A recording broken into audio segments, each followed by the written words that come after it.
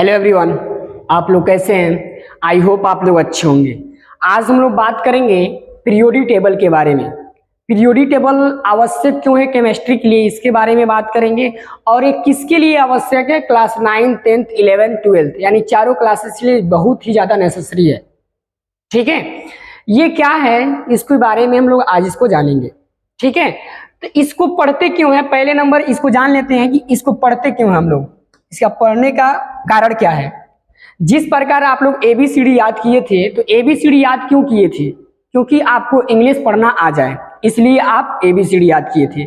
फिर अ से लेके ज्ञात तक क्यों याद किए थे? क्योंकि आपको हिंदी पढ़ना आ जाए, इसलिए किए थे।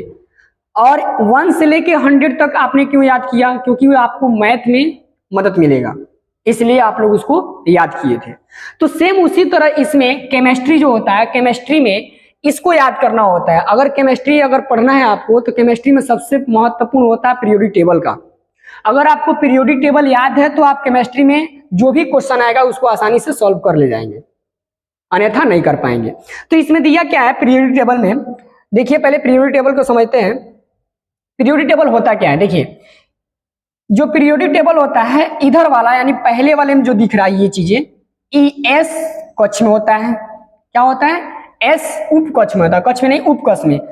और यहां से लेके यहां तक जो होता है इसको बोलते हैं डी उपकोष। क्या बोलते हैं? डी उपकोष। और इसको बोलते हैं एस उपकोष। ठीक है, और इसको बोलते हैं यहां से लेके यहां तक को बोलते हैं पी उपकोष, या फिर ऐसे भी बोला जा सकता है S block, D block, P block, और ये जो नीचे वाला दिया है इसको बोलते हैं एफ ब्लॉक। क्या बोलते हैं? F block. ठीक है, अब इसमें जानना यह है कि इसमें देता है क्रम। क्या देता है? क्रम देता है। पहला जो हाइड्रोजन है, हाइड्रोजन का क्रम देता है 1, हीलियम का 2 देता है, लिथियम का 3 देता है, बेरिलियम का 4, फिर से बोरान का 5, hydrogen, helium, lithium, beryllium, hydrogen, helium, lithium, beryllium, boron, carbon, nitrogen, oxygen, fluorine, neon, sodium, magnesium, aluminium, silicon, phosphorus, ये सब चीजें होते हैं। ठीक है, इसमें होता क्या है कि क्रम होता है, तो इसको बोलते हैं हम लोग परमाणु क्रमांक।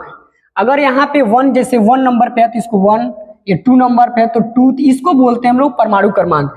जो परमाणु क्रमांक होता है वो किसको दर्शाता है? जैसे क्या होता है कि इलेक्ट्रॉन और प्रोटॉन होते हैं। क्या होते हैं? इलेक्ट्रॉन, और एक होते हैं प्रोटॉन, और एक होते हैं न्यूट्रॉन।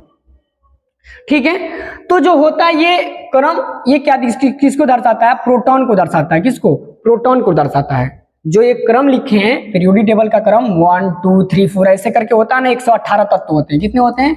118 तत्व। जो 118 तत्व होते हैं वो पी को दर्शाते हैं, यानी प्रोटॉन होते हैं। प्रोटॉन की संख्या लिखी जाती है उसमें। ठीक है, आइए अब इसके आगे समझते हैं हम लोग। अगर इसको समझना है तो हम लोग को सबसे पहले अगर समझना होगा तो इलेक्ट्रॉनिक कॉन्फ़िगरेशन समझना होगा। ठीक है, यानी इलेक्ट्रॉनिक विन्यास समझना होगा।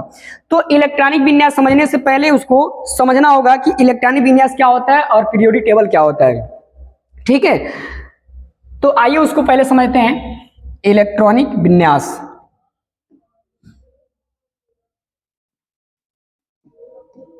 इलेक्ट्रॉनिक विन्यास, ठीक है, जिसकी इंग्लिश होती है इलेक्ट्रॉनिक कॉन्फ़िगरेशन। ठीक है, ये चीजें होता है। अब इसमें हम लोग को ये समझना है कि इलेक्ट्रॉनिक विन्यास क्या होता है। तो इससे पढ़ने से पहले हमको ये जानना होगा कि इलेक्ट्रॉनिक विन्यास क्या होते हैं। तो सबसे पहले हम यहाँ पे समझा देते हैं कि जो पदार्थ होता है, आप लोग पदार्थ पढ़े होंगे 9th में। क्या पढ़े होंगे? 9th में, फिर 10th में भी पढ़ाया जाता है पदार्थ के बारे में। तो जो पदार्थ होता है, इलेक्ट्रॉनिक विन्यास करने का मतलब ये हो गया कि इलेक्ट्रॉनिक विन्यास तब किया जाता है कि कितने भागों में टूट जा रहा पदार्थ।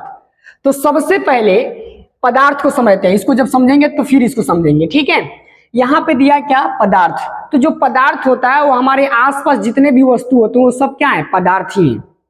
ठीक है, तो ये पदार्थ है। तो डाल्टन नामक एक वैज्ञानिक ने आए थे। कौन आए थे? डाल्टन।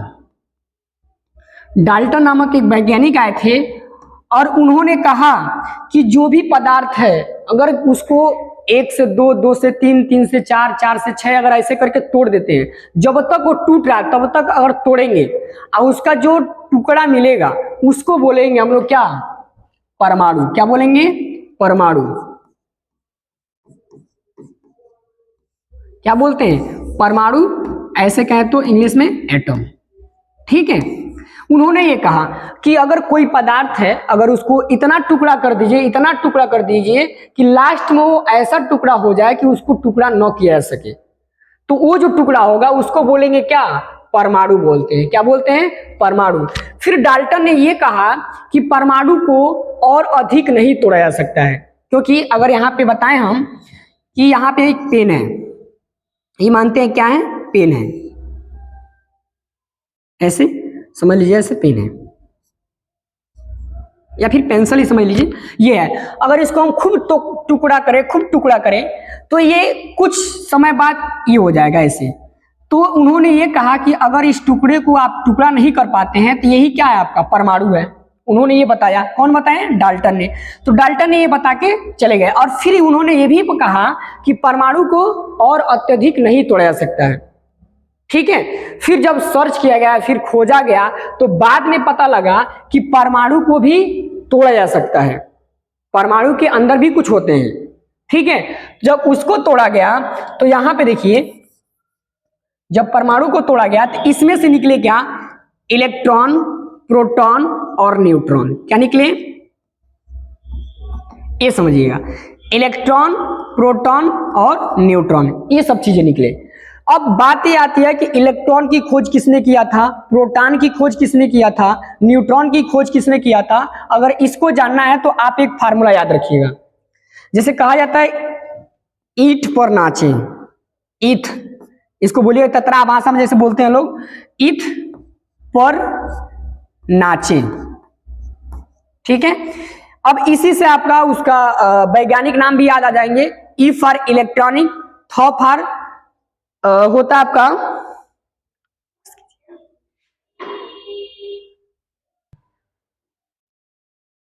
अब देखिए यहाँ पे जो इलेक्ट्रॉन होता है, इलेक्ट्रॉन की खोज किसने किया था, थॉमसन ने किया था। कौन किए थे, थॉमसन। अब यहाँ पे देखिए प्रोटॉन की जो खोज हुआ था, प्रोटॉन की खोज रदरफोर्ड ने किया था। और 9 का मतलब न्यूट्रॉन, न्यूट्रॉन की खोज चैडविक ने किया था। किसने किया था, चैडविक। इस तरह आप इसको याद रखिएगा, इलेक्ट्रॉन की खोज थॉमसन, प्रोटॉन की खोज रदरफोर्ड और न्यूट्रॉन की खोज चैडविक ने किया था। तो ये एक फार्मूला होता है याद करने का। ठीक है। तो इसको हम थोड़ा सा ऐसे कर लेते हैं, ऐसे समझ लीजिए, इलेक्ट्रॉन और यहाँ पे थामा, इसको लिख देते हैं थामासन। ठीक है। और प्रोटॉन की, पी फॉर प्रोटॉन की खोज किसने किया था, रदरफोर्ड।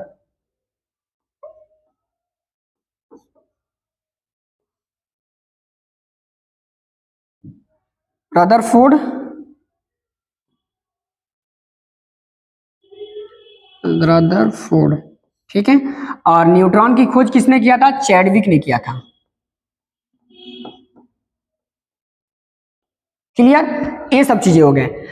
अब इसमें आता है कि इलेक्ट्रॉन, प्रोटॉन, न्यूट्रॉन अगर मिलते हैं तो क्या बनाते हैं, परमाणु बनाते हैं।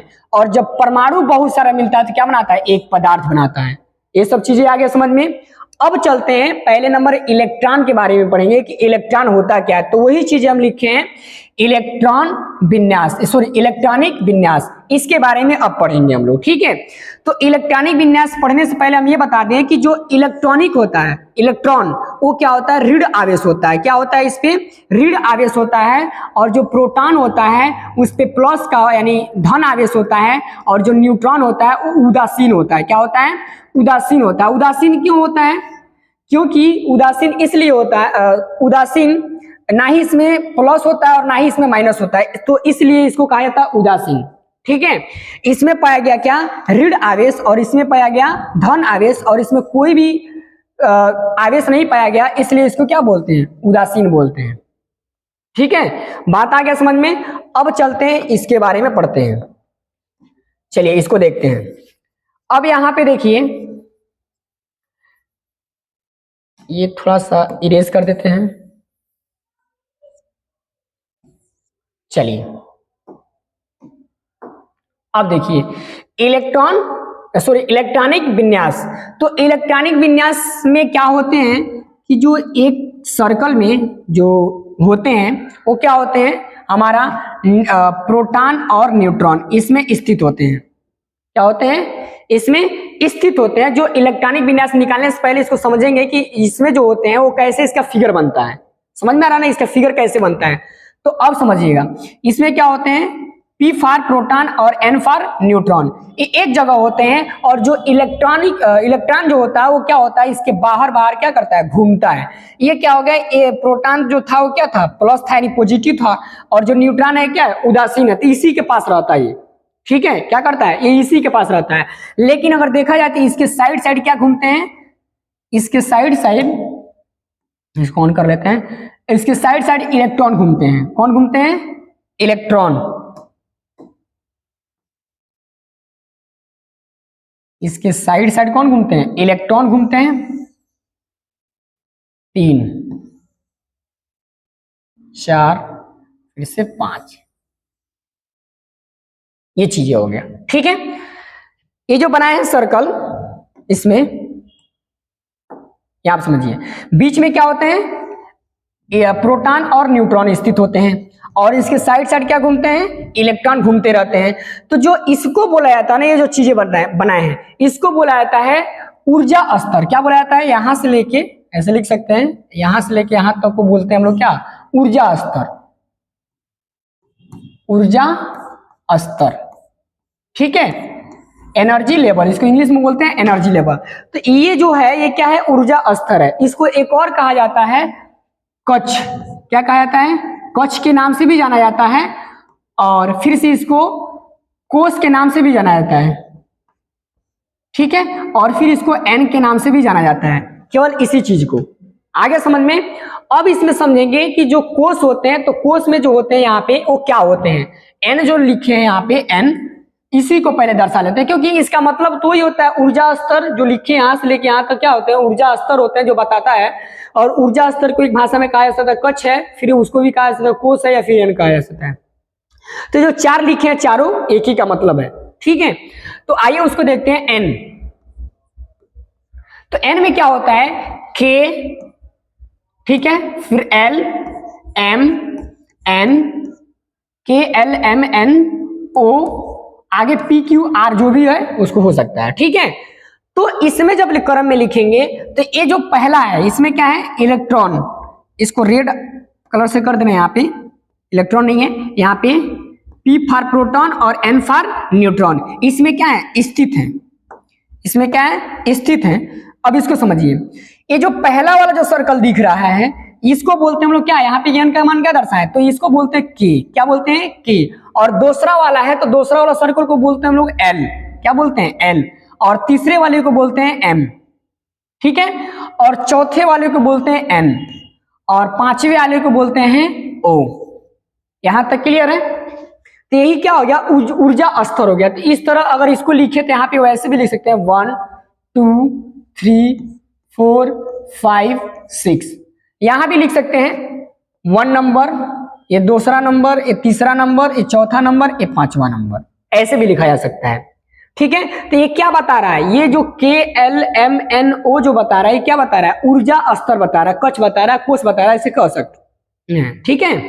अब आइए इसमें समझते हैं कि जो दिया उसमें कोष, तो कोष के बदले में देखा गया कि ये जो इलेक्ट्रॉन होते हैं, इलेक्ट्रॉन तो तोड़ दिया, फिर इसके अंदर भी देखा गया कि इसके अंदर भी कुछ चीजें होते हैं।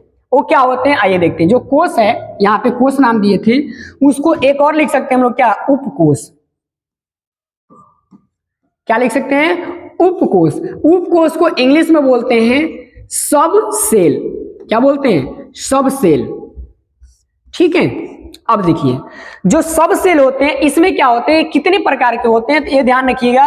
ये मेनली आगे भी हो सकते हैं, यहाँ पे ऐसे प्रकार नहीं लिखेंगे क्योंकि इसके आगे भी अभी तक ज्ञात नहीं है, इसलिए एस पी डी एफ, अभी तक इतना ही पदार्थों की खोज हुई है, इसलिए एस पी डी एफ ही लिखेंगे, ठीक है, इसके आगे अभी तक खोज नहीं हुआ है, नहीं तो अगर आगे खोज होती है तो इसको लिख सकते हैं SPDFG, जी भी लिख सकते हैं, लेकिन अभी तक ज्ञात नहीं है इसलिए जी नहीं लिखेंगे। ठीक है, अब देखिए SPDF जो होता है, अगर के की बात करें तो के में केवल एस जब मिलता है, यानी एस जो उपकोष होता है सब सेल, वो एस मिलता है तो के बनाता है। के क्या बनाता है? ऊर्जा का स्तर यानी कोष बनाता है। अगर एक उपकोष केवल, अच्छा ये थोड़ा सा एक्स्ट्रा ही काम कर रहा है, अब देखो, अब इसको समझिए। ये जो है हमारा उपकोष है, क्या है? उपकोष है, यानी ये जितने भी चीज बनाए हैं ये सब क्या है? उपकोष हैं ये चीजें। तो उपकोष हैं, तो एक उपकोष यहाँ पे क्या लिखे हैं? एस। क्या लिखे हैं? एस। तो जो उपकोष है, अगर एक एस उपकोष मिलता है तो क्या बनाता है? एक के कोष बनाता है। क्या बनाता है? के वाला कोष बनाता है। फिर आता अगला एल को, तो एल में कितने उपकोष मिलते हैं और कौन कौन से उपकोष इसमें मिलते हैं? तो इसमें आ जाते हैं दो, एस और पी। कितने आते हैं? एस और पी। समझ में आ रहा है? एस और पी उपकोष जब मिलते हैं तो एक एल कोष बनाते हैं। समझ में आ रहा है? क्योंकि कोष यहाँ पे लिखे हैं, इसको बोल सकते हैं हम लोग क्या, यहाँ पे कोष, जिसके इंग्लिश में बोलते हैं क्या? सेल। ठीक है, इसको ध्यान से समझिएगा। तो ये चीजें हो गए। अब देखिए यहाँ पे एक कॉमा है, ठीक है, यहाँ पे कर लेते हैं ऐसे।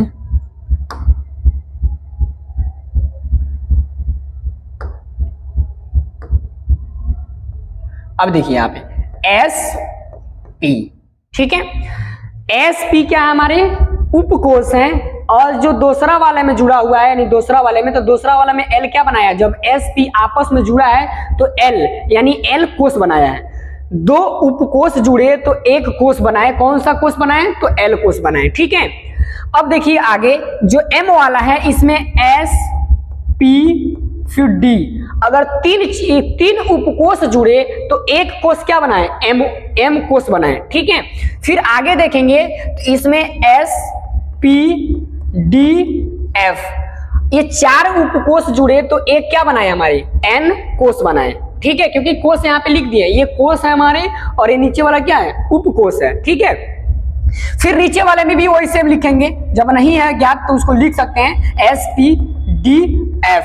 ठीक है, क्लियर?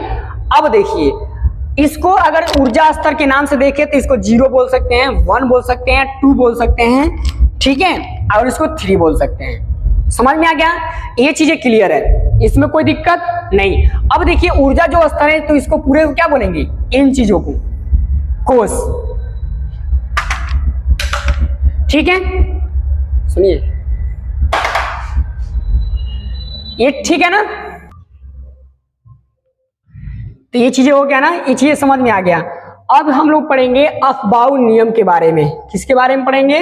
अफबाउ नियम के बारे में अब हम लोग पढ़ेंगे। चलिए आइए उसको भी देखते हैं, अफबाउ नियम क्या होता है। इसको हम थोड़ा सा हटा ही लेते हैं, बस इसको याद रखिएगा, अभी इसका काम आएगा। ठीक है, इसका काम आने वाला है। इसको हम सेलेक्ट कर लेते हैं।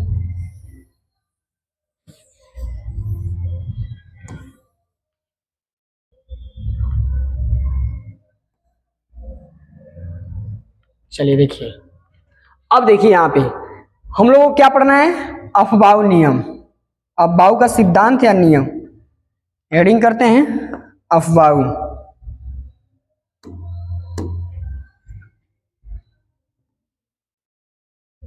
अफबाउ प्रिंसिपल, प्रिंसिपल जिसको हिंदी में बोलते हैं अफबाउ सिद्धांत। ठीक है, अफबाउ सिद्धांत नील्स बोर ने दिया था। ये जो अफबाउ नियम होता है, ये नील्स बोर ने दिया था, वो भी 1920 ईस्वी में दिया था। कब दिया था? 1920 ईस्वी में उन्होंने दिया था। ठीक है, अब इसी के माध्यम से समझेंगे कि ये क्या कौन सा सिद्धांत दिए थे, तो अफबाउ सिद्धांत दिए थे, लेकिन वो क्या चीजें हैं उसको समझेंगे। ठीक है, आइए उसको देखते हैं। इसके लिए जगह चाहिए थोड़ा सा। अब देखिए यहां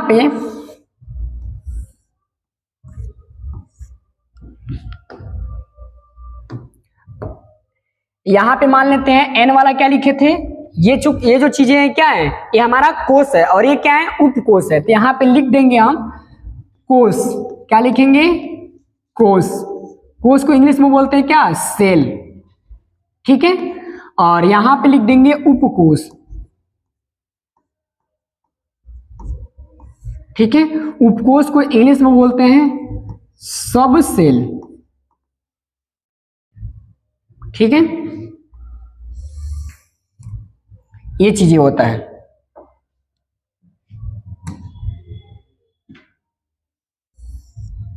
देखिए अब इसमें जो लाइनिंग होता है, ऐसे हम लाइनिंग बना ले रहे हैं ताकि समझ में आ सके।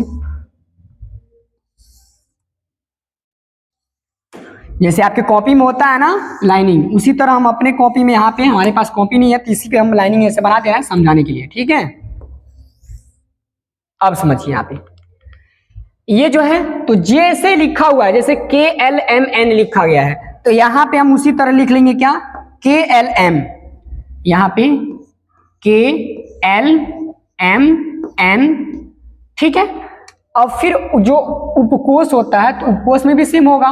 उपकोष में क्या है, यहाँ पे पहले वाले में क्या था, K वाले में S, और फिर P वाले में क्या था, L वाले में क्या था, SP।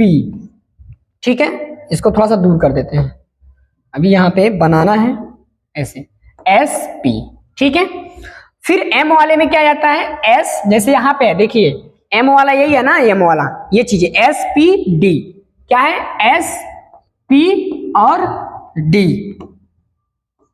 ठीक है, और फिर आता है इसमें N वाले में क्या दिया है, SPDF।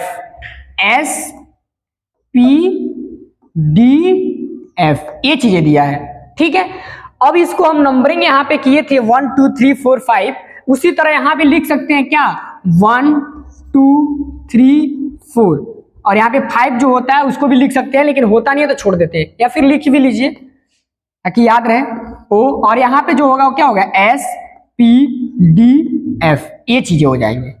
ठीक है, अब देखिए इसको हम बोले हैं कि n से भी निरूपित किया जाता है, तो n का मान जब पूछा जाए कि 1 का, n का मान पूछा जाए k का तो 1 होता है, l का 2, m का 3, n का 4, फिर से o का 5, ये चीजें होता है। तो जैसे इसमें क्रम लिखा हुआ है उसी तरह इसमें भी लिख सकते हैं। क्या लिख सकते हैं, यहाँ पे 1, कलर अलग कर लेते हैं, यहाँ पे इसको कर लेते हैं, चलिए यहाँ पे 1 2, क्योंकि 2 वाले में है 2, कोई दिक्कत, देखिए यहाँ पे 2 वाले में है, 2 वाले बॉक्स में, तो 2 2 लिखें, 2s और 2p हो गया। अब फिर से यहाँ पे देखेंगे तो 3 है ना, 3 वाले में 3s 3p 3d। अब फिर से 4 वाला है तो यहाँ पे 4s 4p 4d 4f ये चीजें हो जाएंगी। फिर से 5 वाले में भी फिर वही लिखेंगे 5s 5p 5d 5f ये चीजें हो जाएंगी। ठीक है, अब देखिए इसमें एक चीज और समझ लेते हैं, ये क्या था, हमारा उपकोष था और ये हमारा कोष था। 1s अगर मिला तो क्या बनाया, एक k वाला कोष बनाया, एक k कोष बनाया। फिर इसमें 2s 2p जब आपस में मिले तो l कोष बनाया। फिर इसमें देखेंगे कि 3s 3p 3d जब आपस में मिले तो m कोष बनाए। 4s 4p 4d 4f उपकोष जब आपस में मिले तो कौन सा कोष बना दिए, n कोष बना दिए। उसी तरह इसमें ये कोष उपकोष मिले तो वो क्या बना दिए, कोष बना दिए। समझ में आ गया ना। जो अपवाह सिद्धांत है ये बस ये बताता है आपको इलेक्ट्रॉनिक विन्यास निकालने के लिए बताता है। क्या बताता है, इलेक्ट्रॉनिक विन्यास निकालने के लिए बताता है। ठीक है, ठीक है ना। अब देखिए इसमें अपवाह सिद्धांत ये हो गया, लेकिन इसमें एक चीज और समझना क्या है कि SPDF, तो ये जो चीज होते हैं इसमें इलेक्ट्रॉन भरे कितने जाते हैं। जैसे मान लीजिए यहाँ पे एस है, क्या है एस। एस वाले में टोटल इलेक्ट्रॉन मात्र 2 ही भरे जाते हैं, ठीक है। और जो हमारा पी वाला है, पी वाले में मात्र 6 इलेक्ट्रॉन भरे जाते हैं। फिर हमारा आता है डी वाला, डी वाले में मात्र आपका इलेक्ट्रॉन 10 भरे जाते हैं। एफ वाले में मात्र 14 इलेक्ट्रॉन भरे जाते हैं। कितने भरे जाते हैं? 14। तो ये चीजें याद रखना है कि एस वाले में कितने इलेक्ट्रॉन भरे जाएंगे? 2, पी वाले में 6, डी वाले में 10, एफ वाले में 14 इलेक्ट्रॉन भरे जाएंगे। समझ में आ रहा है ना? तो अब चलिए, ये चीजें समझ में आ गया। अभी यहाँ पे अभी बाकी नहीं है, अभी थोड़ा सा इसके आगे देखना है। अभी देखिए इसको थोड़ा सा हम इरेज करते हैं अब, जो लिखे हैं ये चीजें, या फिर इसको साइड ही कर लेते हैं। चलिए इसको ऊपर करते हैं, इसको ऊपर कर लेते हैं, ये समझना है। यहाँ पे सेलेक्ट करके इसको ऊपर ही कर लेते हैं, यहाँ तक, ठीक है। अब नीचे समझिए, ये जो चीजें दिया था ये ठीक है। अब हमें क्या करना है, एक कोई तत्व का या फिर परमाणु का यहाँ पे क्रमांक संख्या लिखना है और फिर से उसका इलेक्ट्रॉनिक विन्यास निकालना है, ठीक है। तो जो यहाँ पे दिया था, ये जो चीज दिया है, इसी का इलेक्ट्रॉनिक विन्यास निकालेंगे। जैसे यहाँ पे देखिए क्या दिया है, यहाँ पे थोड़ा सा हाइट पे कर लेते हैं, यहाँ पे, ठीक है। अब समझिए, ये जो चीज दिया है, यहाँ पे जैसे हाइड्रोजन दिया है, तो हाइड्रोजन का अगर इलेक्ट्रॉनिक विन्यास निकालेंगे तो इसका परमाणु क्रमांक कितना होता है? 1 होता है।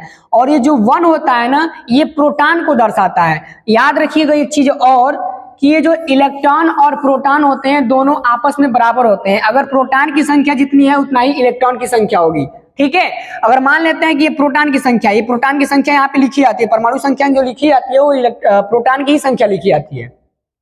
तो यहाँ पे हाइड्रोजन का जो है वो प्रोटॉन कितना है? तो 1 है। उसी तरह हाइड्रोजन का अगर इलेक्ट्रॉनिक देखा जाए, इलेक्ट्रॉनिक कितना है? तो 1 है। तो इलेक्ट्रॉनिक विन्यास का होता है निकालने के लिए, तो इलेक्ट्रॉनिक जब विन्यास निकालेंगे इसका, तो इसका निकलेगा 1s1। क्या निकलेगा? 1s1। ये इसका इलेक्ट्रॉनिक विन्यास निकलेगा। ऐसे 1s क्यों लिखे? क्योंकि हम पहले ही समझाए हैं कि यहाँ पे s में इलेक्ट्रॉन कितने भरे जाएंगे? 2। और यहाँ पे p वाले में 6 भरे जाते हैं, और d वाले में 10 भरे जाते हैं, और f वाले में 14 भरे जाते हैं इलेक्ट्रॉनिक, ठीक है। तो यहाँ पे कितना दिया था? हाइड्रोजन में मात्र 1 ही दिया था, तो ये 1 ही लिखे हैं। क्या लिखेंगे? 1 ही लिखेंगे, ठीक है। ये चीज समझ में आ रहा है ना? जैसे यहाँ पे अभी हमने बनाया था, यहाँ पे देखिए 1s लिखे थे ना, यहाँ पे 1s, तो वही चीज यहाँ पे भी लिखे हैं। यहाँ पे 1s लिखे हैं ना, 1s के ऊपर 1 लिखे हैं। जब भी इलेक्ट्रॉन जो ये हमारा क्या है, इलेक्ट्रॉन है, ये ऊपर ही लिखा जाएगा, क्योंकि इलेक्ट्रॉन ऊपर लिख के ही दर्शाया जाता है कि ये इलेक्ट्रॉन है। तो इसमें 1 था, तो यहाँ पे भी 1 लिखे हैं, ठीक है। फिर अगर हीलियम की बात करें, जैसे हीलियम होता है, यहां से ऐसे कर लेते हैं हीलियम, तो हीलियम की परमाणु क्रमांक कितना होता है? 2 होता है। अगर इसका इलेक्ट्रॉनिक विन्यास निकालेंगे तो 1s, और यहाँ पे कितना लिखेंगे? 2 लिखेंगे। समझ में आ गया? अब लिथियम का निकालेंगे, तो जो लिथियम होता है Li होता है। अब लिथियम का देखेंगे तो 3 होता है परमाणु क्रमांक, और जब परमाणु क्रमांक इसका 3 होता है तो इसका निकालेंगे तो 1s2 और फिर 2s1, यही होगा ना? 2 और 1 3, 1 और 2 कितना हो गया? 3। तो 3 यहाँ पे क्या हो गया? इलेक्ट्रॉनिक विन्यास निकल गए। इसके साथ साथ ये क्या दर्शा रहा है? पहले ऐसे समझ लेना कि जो 2 और 3 और 1 पहले ऑटोमेटिक पीरियोडिक टेबल में लिखा रहता है, वो यह दर्शाता है, पहला परमाणु क्रमांक दर्शा देता है, दूसरा प्रोटॉन को दर्शाता है। किसको दर्शाता है? प्रोटॉन को, ठीक है।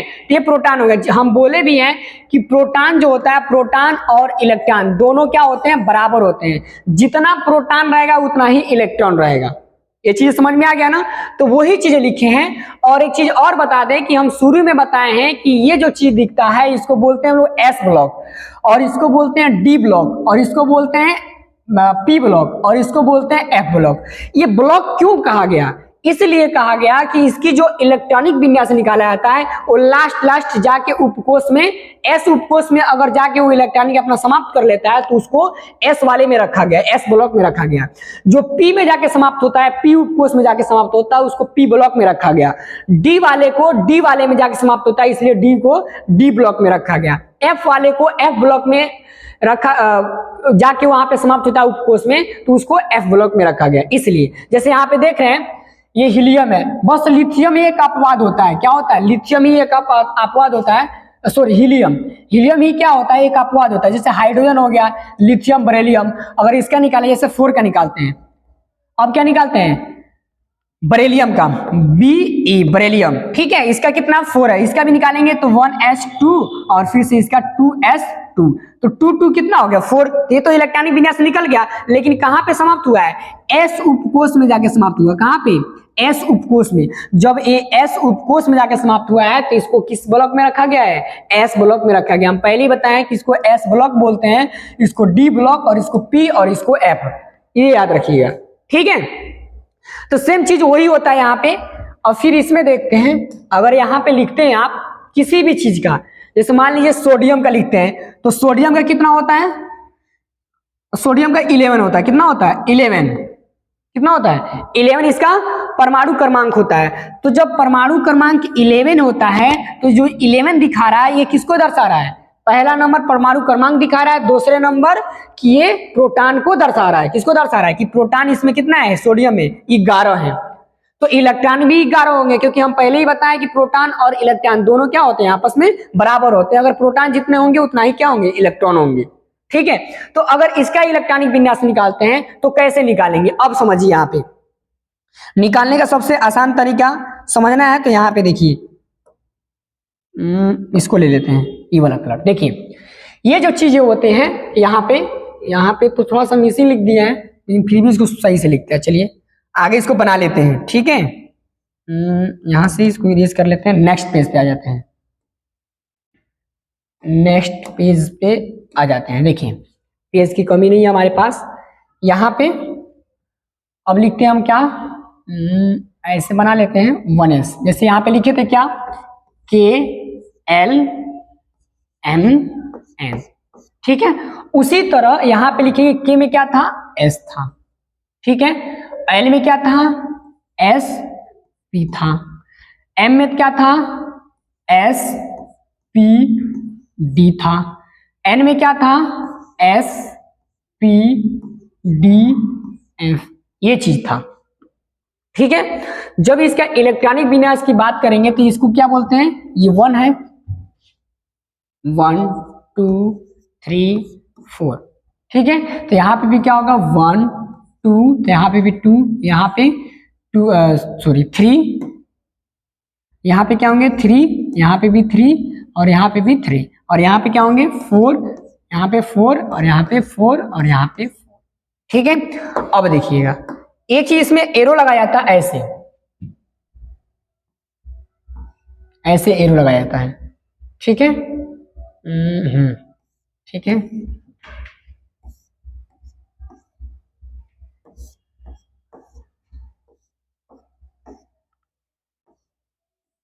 ये चीज है, ऐसे भी किया जा सकता है, ठीक है। अगर इसको और आसान से लिखना चाहते हैं तो वो भी लिख सकते हैं आप 5 के, यानी नीचे भी लिखना चाहते हैं तो यहाँ पे 5 भी दर्शा सकते हैं। 5S 5P 5D 5F, ठीक है, तो भी हो जाएगा। ये चीजें कैसे आएगा? ये तब ऐसे आने लगेगा। अब देखिए यहाँ पे क्या था? 4S था, ठीक है। अब जो आएगा ये ऐसे आने लगेगा और ये ऐसे जाएगा और ये ऐसे जाएगा और ये ऐसे। इस एरो का देने का मतलब क्या है कि ऐसे, कि अगर पहला इलेक्ट्रॉनिक निकाला जाएगा तो पहले 1s लिखा जाएगा, उसके बाद से लिखा जाएगा 2s, उसके बाद से लिखा जाएगा 2p, उसके बाद से लिखा जाएगा 3s, उसके बाद से लिखा जाएगा 3p, उसके बाद से लिखा जाएगा 4s, फिर उसके बाद से 3d, फिर 4p, फिर से 5s, ऐसे करके लिखा जाएगा। इसमें समझ में आ रहा ना? तो पहले ऐसे लिखा जाता है 1s 2s फिर 2p 3s, फिर से आगे जाएंगे तो क्या होगा? 3p 4s 3D 4P 5S ऐसे करके, ठीक है। तो अब चलिए इसको इलेक्ट्रॉनिक विन्यास जैसे बोले हैं निकालने के लिए, तो अगर उसको निकालते हैं 11 का, किसका 11 का, इसको हम साइड में ही कर लेते हैं, इसको हटा देते हैं, इसको हम यहां से हटा देते हैं क्योंकि अब जरूरत मुझे इसका है, इसकी जरूरत है, इसकी जरूरत है, तो हम यहाँ पे इसको कर लेते हैं। अब हमें किसका निकालना है इलेक्ट्रॉनिक विन्यास, सोडियम का बोले हैं, सोडियम का निकालना है, किसका सोडियम का। सोडियम का परमाणु क्रमांक कितना होता है 11 होता है, कितना होता है 11 होता है। अब जब इसका परमाणु क्रमांक इलेक्ट्रॉनिक विन्यास निकालेंगे तो पहले क्या लिखेंगे, हमारा पहला बता रहा था कि 1s लिखिए, 1s। तो s वाले में हम बताएं कितना इलेक्ट्रॉन भरे जाएंगे, मात्र 2 भरे जाएंगे, ठीक है। और फिर से देखेंगे यहाँ पे, तो अब ये तो लिख लिए, तो उसके बाद से क्या लिखेंगे, इधर से जाएंगे, कभी भी इधर से जाया जाता है, इधर से ऐसे, ठीक है। अब लिखेंगे क्या 2s2, 2 2 4 हो गए। अभी कितने बच रहे हैं, ये यहाँ पे 4 7 बच रहे हैं ना, अब 7 बच रहे हैं तो सातों को फिर लिखेंगे। अब इसके बाद जब ये लिख लिए तो क्या लिखेंगे 2p6, क्या लिखेंगे 2p6, 6 और 2 कितने हो गए 10। अब 10 के बाद से फिर लिखेंगे क्या 3s, 3s में कितना है 10 और 1 11, 11। समझ में आ गया। तो सोडियम देखेंगे पहले, कहाँ है सोडियम, यहाँ पे सोडियम यही पे है ना, देखिए एस ब्लॉक में है, दिख रहा है ना, एस ब्लॉक में जब सोडियम है तो यहाँ पे किस ब्लॉक में गया है, यहाँ पे देखिए एस वाले में ही आया है ना, तो इसलिए सोडियम को एस ब्लॉक में रखा गया है, ठीक है। ये इतनी बात समझ में आ गया होगा। अब जो आता है हमारा, जैसे एक और ले लेते हैं हम, किसी का मान लीजिए 15 है, किसी का परमाणु क्रमांक 15 है और इसका अगर इलेक्ट्रॉनिक विन्यास निकालना है तो इसको कैसे निकालेंगे, देखिए 1s2 2s2 2p6, 10 हो गए, 3s2 और ये कितने हो गए 12, और फिर इसके आगे क्या देखिए यहाँ पे हो गया 3s हो गया ना, 3s के बाद से क्या है 3p है, क्या है 3p, और कितना हो गया 2 2 4 और 10 10 to 12, और 12 में कितना घट रहा है 3, तो यहाँ पे 3 कर लेंगे। यानी कहने का मतलब कि जो उपकोष हम बताएं कि एस उपकोष में 2 ही इलेक्ट्रॉन भरे जाएंगे, पी उपकोष में 6 ही इलेक्ट्रॉन भरे जाएंगे, और डी ही उपकोष में मात्र 10 इलेक्ट्रॉन भरे जाएंगे, और फिर से आता है हमारा क्या एफ ब्लॉक, एफ उपकोष में मात्र 14 इलेक्ट्रॉन भर जाएंगे। इसका कहने का मतलब यह है कि जब तक अगर एस उपकोष भरता नहीं है तब तक उसको भरना है, अगर ये 2 भर जाता है तो इसके आगे जाना है। जैसे यहाँ पे 1s लिखा हुआ है, तो s जब भर गया है तो हम किस में गए 2s वाले में गए हैं, जब 2s वाला भी भर गया तो 2p वाले में गए हैं, जब 2p वाला भी भर गया है तो 3s वाले में गए हैं, ये भी भर गया है तो इसमें आए हैं। ऐसे करके इलेक्ट्रॉनिक विन्यास निकाला जाता है। और लास्ट में देखा जाता है कि मान लीजिए 3p वाले में आ गया है तो p ब्लॉक जो होगा वो किस में आएगा 15 जो होगा वो कौन सा है देखते लिख लेते हैं इसमें। यहाँ पे देखिए क्या लिखे हैं 15 लिखे हैं ना, तो यहाँ पे हमारा हो गया ये हो गया आपका 11 12 13 14 15, यानी फास्फोरस का है। किसका है फास्फोरस का है 15 नंबर पे। तो p ब्लॉक में है कि नहीं है, तो यहाँ पे p ब्लॉक में ही आके समाप्त हुआ है ना, आ रहा समझ में, p ब्लॉक में नहीं यानी p उपकोष में आके समाप्त हुआ है, यानी जो उपकोष रहेगा s उपकोष में समाप्त होगा, यानी s ब्लॉक वाला जो भी होगा वो होगा। अगर p उपकोष में जाके समाप्त होता है इलेक्ट्रॉनिक विन्यास तो वो p ब्लॉक वाला होगा। d उपकोष वाले में अगर जाके समाप्त होता है तो क्या होगा d हमारा ब्लॉक होगा। f में जाके समाप्त होगा तो हमारा क्या होगा f ब्लॉक होगा। यहां तक तो बात समझ में आया होगा, ठीक है। अब हम लोग कल पढ़ेंगे नेक्स्ट क्लास में इसके जो हमारा ये ग्राफ होता है इसका कैसे बनता है, कौन सा चित्र कैसे होता है, इसके बारे में पढ़ेंगे। फिर उसके बारे में उसमें ये सीखेंगे कि इलेक्ट्रॉन जो जाता है तो उसको क्या कहते हैं और जो इलेक्ट्रॉन को लेता है उसको क्या कहते हैं, ये सब चीजें सीखेंगे। Best of luck, tata bye bye.